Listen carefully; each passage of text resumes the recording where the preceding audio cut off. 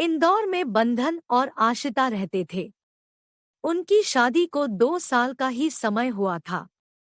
बंधन की एक कपड़ों की दुकान थी। घर चलाने और एक संतोषजनक जीवन जीने के लिए बंधन अच्छे पैसे कमा लेता था। आशिता ने शादी के कुछ समय बाद से यह महसूस किया कि बंधन का कोई भी काम आसानी से नहीं होता। बंधन को छोटे से छोटे काम में परेशानी आती है।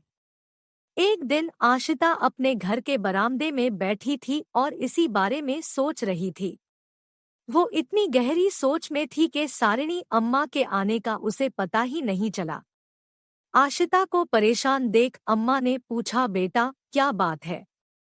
तब आशिता ने बताया कि बंधन का कोई भी काम आसानी से नहीं होता, हर काम में परेशानी होती है। पिछले 2 दिनों से बहुत तेज बारिश होने के कारण बंधन अपनी दुकान नहीं जा सके, सब जगह पानी भरा था। बाजार में तो दुकानों में भी पानी घुस गया। आज जब दुकान जा रहे थे तो अचानक एक पेड़ गिर गया और बंधन उनकी हल्की टहनियों के नीचे आ गए, बस कोई चोट नहीं लगी। वहीं से बंधन वापस घर आ गए, बहुत घबराए हुए थे, कह रहे थे दिन बहुत ही बुरे चल रहे हैं। पहले दुकान बंद रखनी पड़ी और आज पेड़ की टहनियों के नीचे आ गया। लगा था कि आज तो जान ही चली गई। अम्मा बस यही सब सोच रही थी कि बंधन के साथ ही ऐसा क्यों होता है। अम्मा ने सब बात बहुत ध्यान से सुनी और फिर आशिता से कहा कि हम जैसा सोचते हैं हमारे काम भी उसी तरह से होते हैं। नकारात्मक सोच रखने से बस नेगेटिव ही होता है।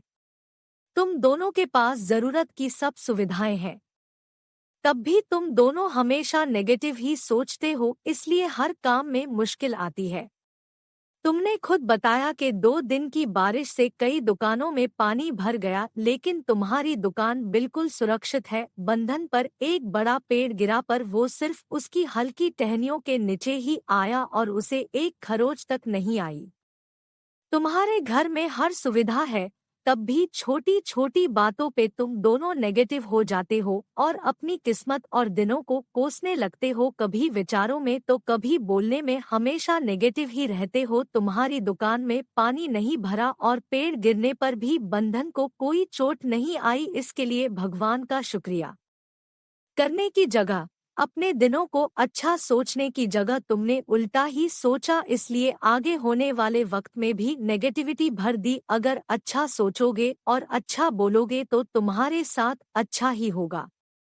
थोड़ा सोचने का तरीका बदल के देखो, सब सही लगने लगेगा। यह कहकर अम्मा वहां से चली गई और आशिता को अम्मा की बात समझ आ गई और उसने मन ही मन अम्मा को धन्यवाद किया और मुस्कुरा दी। मेरा आपसे निवेदन है कि अगर आप भी किसी ऐसी दुविधा से जूझ रहे हैं तो कमेंट्स में जरूर लिखें, सारणी अम्मा आपको जरूर सुझाव देगी। यह कहानी भी सत्य घटना से प्रेरित है। अगर कहानी पसंद आए लाइक लिखें, शेयर और सब्सक्राइब जरूर करें। हम जल्दी ही अगली कहानी लाएंगे।